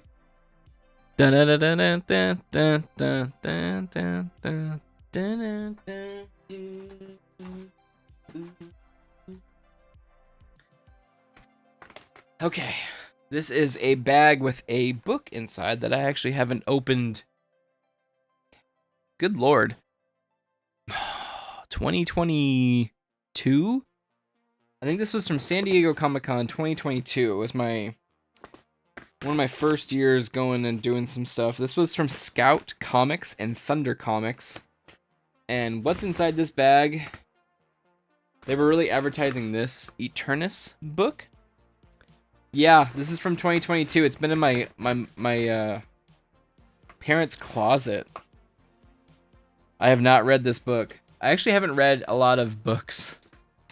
There's some Niobe books I need to read from I forgot that comic, Stranger Comics. And I need to read Rippaverse, your favorite, Brett. Brett, you got it going on. So inside this bag, I actually had a really good conversation with these guys at Scout Comics. And yeah, it looks like I got some of these cards. Don't F with Karen. At booth 2615, they were advertising an event, which I didn't go to, unfortunately. But yeah, I've had this book for 2 years, and I have not opened it. And I actually got the writer to sign it. And I had a really good conversation with him. And this one's called Sam and His Talking Gun. Look at this. This is inside a box. Scoutcomics.com. Really, really nice box. I almost didn't want to open it, dude. I actually have a beer that's from Britain that's in its box. I've never opened it. But he actually did sign it and everything, and he talked me into buying it. I don't know, do you guys want me to open it? I don't even know how to open it, this box. It's probably like this. It is like this. Look at that. Beautiful. I'm doing this for you guys.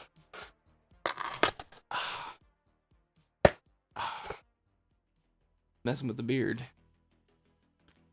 That's pretty cool. That's a pretty cool presentation right there, guys. Look at that. Scout Comics. Rippaverse, take some notes. Yeah, I never opened it. I got it signed and he just put it in the box. I think he put it in the box to protect it.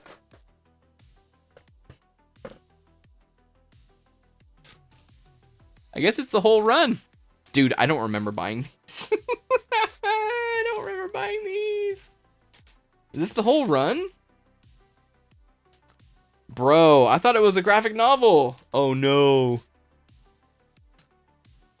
Value just cratered? Oh. Can you look up the value?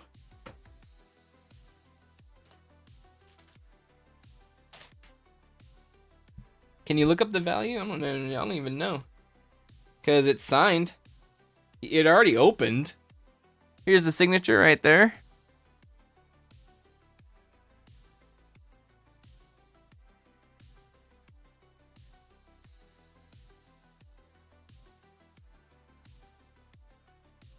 Let's do it together on stream together. Yes. So he signed the first issue. Oh, he signed them all. Look at that, Ferguson. Yeah, he signed all 4. Pretty cool, man. Oh, shit. He signed all 4 of them. So I never read it. It's been 2-3 years almost. But very, very nice. Very nice packaging. And what else do we got in here? Got some cards. This is a good one. This is a good one. Digital comic and collectible card. There you go. There you go. So it looks like I got issues 1 through 4. I hope that's the only... $50 for the slabs. Oh, for slabs. I don't have them slabbed. What about signed? That's not bad. I'd have to get them graded. Not super expensive, yeah. So I figured. I had a good conversation. I was really happy to support them after that conversation. That's kind of what I do sometimes. I buy comics just to support somebody that I dig, that I'm vibing with, you know. Ooh. Their presentation on these boxes are sick. I like it a lot. And put it back in its box. Put it back in its box. Put a little protective box there. And plus with Comic-Con, it's a great idea to have these boxes because then you have them protected. I can put them in a bag. I can do whatever I want with them versus a bunch of my comics might get destroyed. Like even if I have a backpack, dude. But yeah, Sam and the Talking Gun. Thank you so much from Scout Comics. Again, it was almost 3 years ago. Had a good conversation with you. Look at it's a relic. There's a tweet logo. There's a Twitter logo. That's how old it is. There's a Twitter logo. Before we knew what we had. And yeah, they gave me a bag too. Everyone and their mother gives you a bag at Comic-Con. It's a nice thing. But we'll put it back into here. Safekeeping. Boxes is still a great idea. Great idea. I still need to... I have so much work to do. And I do have an idea for a video. I do want to shoot it over the weekend. And it's a... sort of involves not the culture war, but a cultural thing that happens online. It is the othering of people of differing opinions. You know what I mean? So I got into a little bit of a conversation with a dude who writes for... Crap, what does he write for? Forbes. He writes for entertainment for Forbes. He posted something about the Acolyte and how it may have been second, but that means terrible things. And he was showing Mandalorian numbers versus Acolyte numbers and how much it's dropped. And then someone was like, it's just like you guys to be doing this. He was basically this person, whoever, was putting him into a camp. And it's kind of like what we talked about earlier. It was like, oh, you guys, and you think this way and that and that and that. And he was all I said was, it's not going to pull the numbers that Mandalorian did. And if it's second place and it's pulling these numbers, that is bad for Disney Plus's business. He's looking at it business wise. And then I posted, if you're not with me, then you're my enemy, from Star Wars. And he said, basically.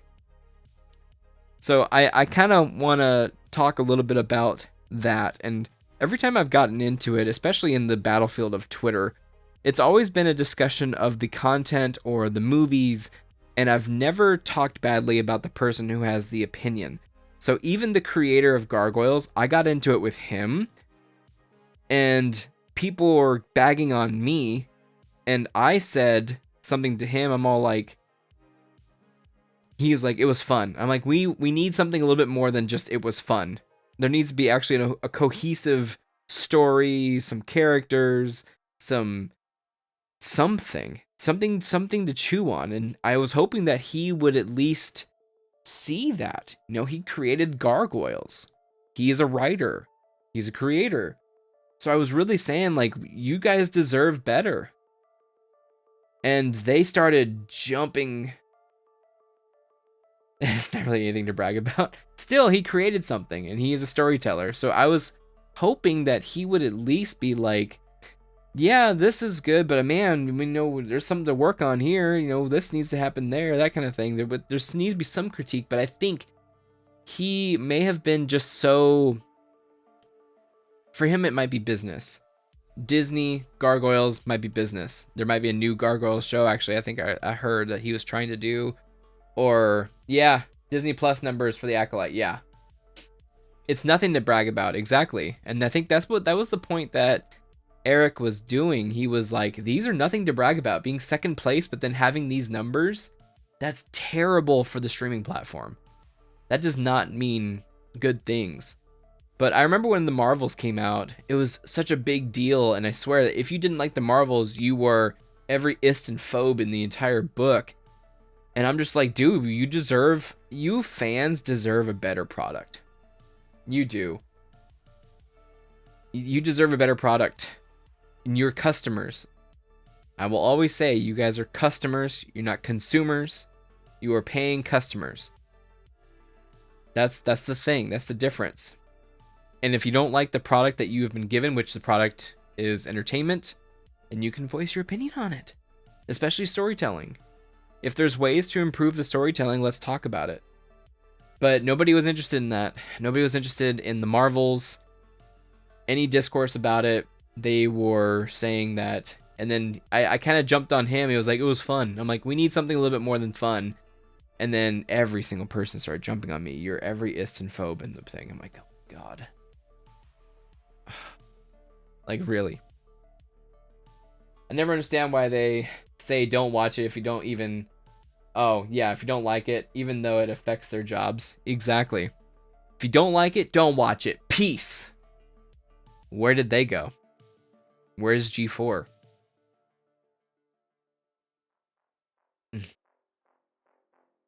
I'm not even saying... I don't know. Because we saw it with Deadpool Wolverine. Do you think Deadpool Wolverine was them being like, here's everything you asked for.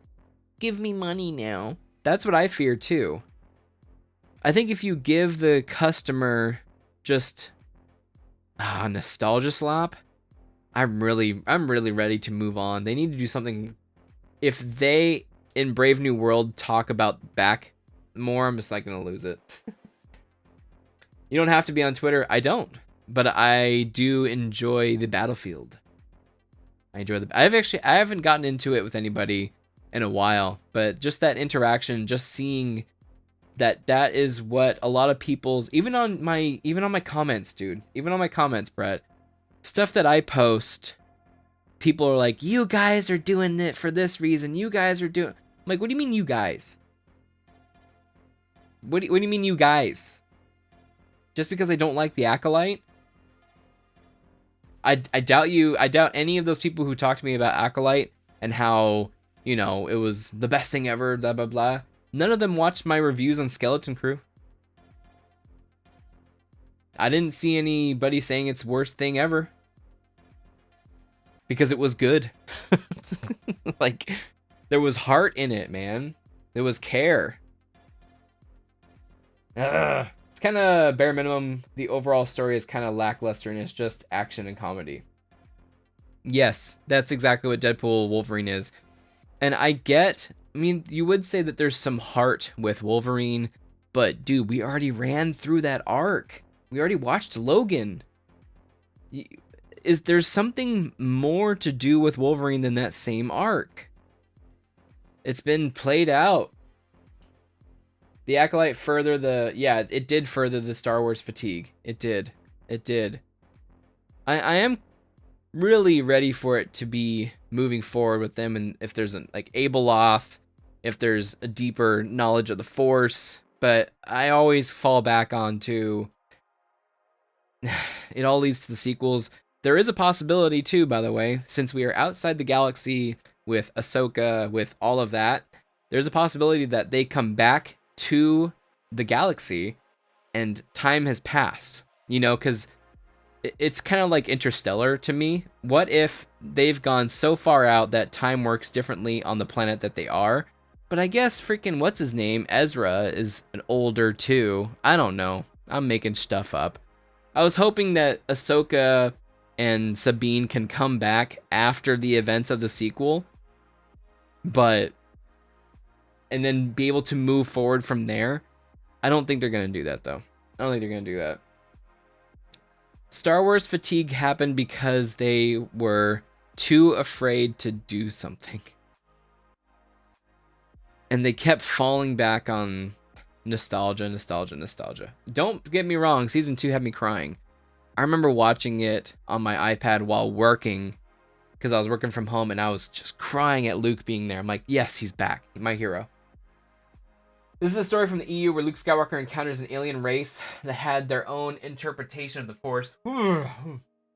Informed when I heard it was an interesting take on the Force. You mean like their thread? I totally didn't even mind the thread either. The thread, but then again, it's a stupid way that they talked about it and used it. They were like, "Oh, the thread is more that it's not a power that you wield." But then she literally just pushes somebody. It's like it's not a power you wield, but you just wielded a power. Maybe I'm thinking of it too simplistically. I don't know. There's a lot to debate there, but I think I'm still kind of stewing that idea around of othering people and putting people into groups, and I think that is just a way for people to easily interact with them by othering them and by making them an enemy versus an actual person with multiple thoughts at the same time. It's kind of like good guys, bad guys. It's a very simple look on the world. It's not even a gray, but it's like you can have this view and this view at the same time without it being hypocritical, you know? Like I can like Skeleton Crew and I can hate Acolyte, but I can tell you why. And there are reasons for that. And that's the difference. When people were like, "Oh, it was fun." I'm like, "Oh, why was it fun?" Or you may hear me say it sometimes. People say it's interesting. Interesting when you're critiquing is kind of like a thinking word. It's a word that's going to give you more time to think of something else to say. The tale of good and evil, that's how Lucas envisioned Star Wars. He was creating a myth. He was creating a very simple myth. But then at the same time, it really wasn't. It was good and evil, sure, and he was able to be brought, Darth Vader was able to be brought back to being Anakin Skywalker in the good side. I still think there's a lot to say about the Force and with that too. And I like how in my brain, Yoda and Obi-Wan were keeping it from Luke just so he would do what they said. But then Luke finds his own path, and I think that's the beautiful part. He shuns what they've taught. He shuns everything from that, and he's like, I'm going to go my own way. Your way didn't work. Your way wanted me to kill my dad. My way redeemed my dad. You know what I mean? And I don't know if that was what he meant to do or say, but yeah. They kept it from him for the very reason of making him a tool. Yeah. So, that's my read on it. I don't know. It's been a long time. But I'm still stewing. Maybe I do need to work on my project. That's why the table's out. So I'm going to read some comics. And then I'm going to continue my project. So we'll see if I can stew on this or we'll do something else. But yeah. hopefully you guys had a good time tonight. We will be back for some more. I'm actually really excited for Ninja Gaiden 2 Black on Sunday night. So I'm really excited for that. We're on chapter, I think, 7. We did a really good job last time, so we're going to keep it going with that. So thank you, Lewis, Brett, Mando, Collector, Haven. Remember Haven Comics, if you guys are interested, you can check that out on Saturday. Saturday, he's launching that on his Kickstarter. So if you guys were interested, be sure to check that out. Oh man, my eyeball.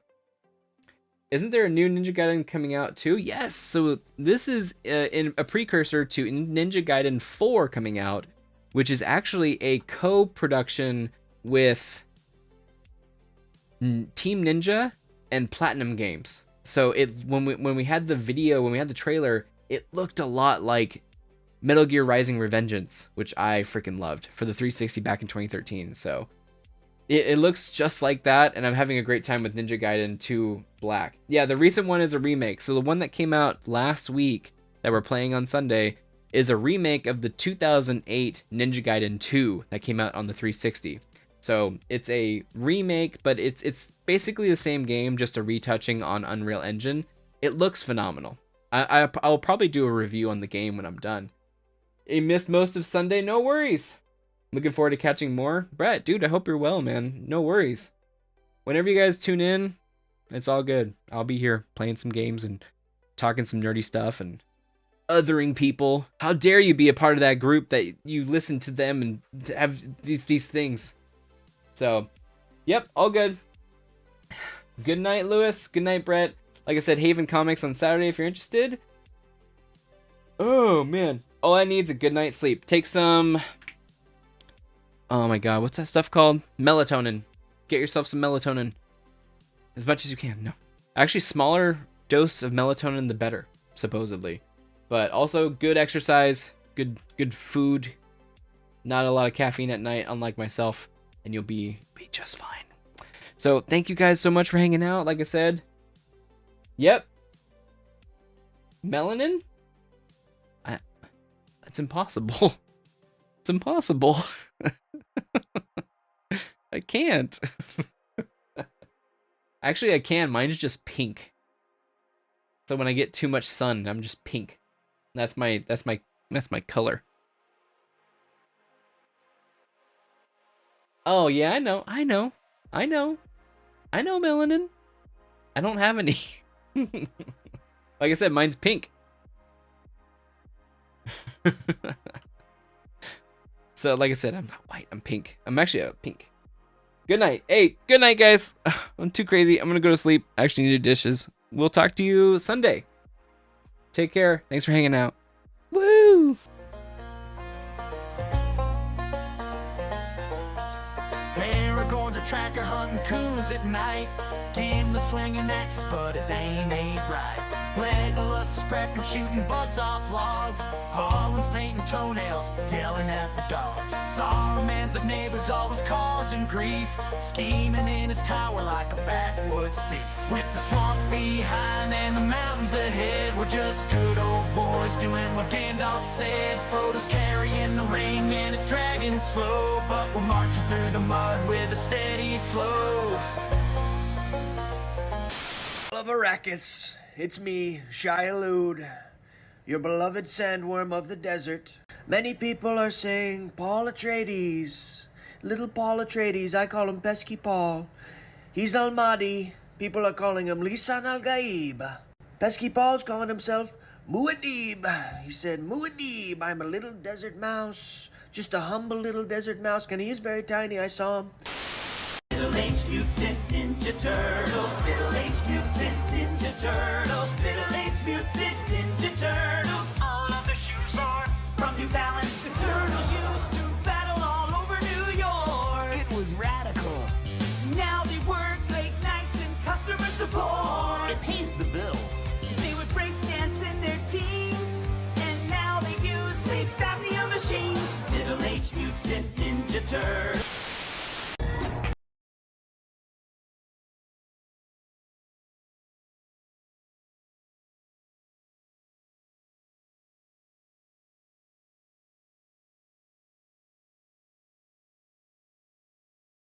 Colonel, this is Snake. I've made it to the insertion point. I stayed pretty warm due to that anti-freezing peptide that you gave to me, but I have to admit, I was able to smuggle out my smokes in my stomach. You know, it wasn't fantastic, but I gotta have them ciggies. Psychic powers are cheating. I'm gonna plug my controller into port 2. Hind D.